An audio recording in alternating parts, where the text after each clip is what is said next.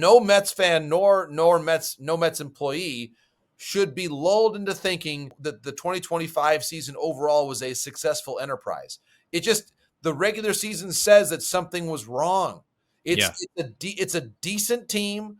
It's at least a decent record, a decent outcome, but not a good one. And certainly not a very good one. And I think that's where there needs to be a little bit of introspection. Let's say this team either doesn't make the playoffs at all, or they lose in the wild card round. How aggressive do you think the changes or like a shakeup with this team would be? I think all things would be on the table.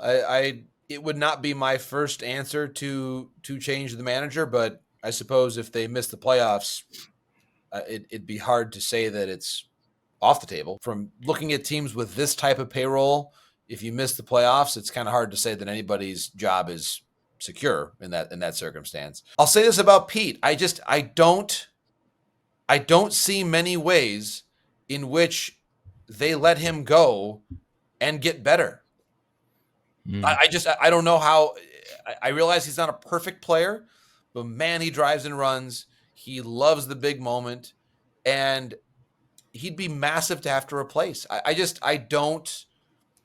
They're stuck a little bit, because one of the hardest things to do in sports is bring back players from a team that didn't perform well and then say, well, it's going to be different. Well, how? And a lot of the guys you're talking about, McNeil and Nimmo, their numbers haven't been especially good recently. I don't know what their value would be contractually. And again, the catching position was supposed to be better than it has been offensively this year. That's another big thing. Who's going to play center field? I mean, there's a lot. I mean, they have got some serious things to work on.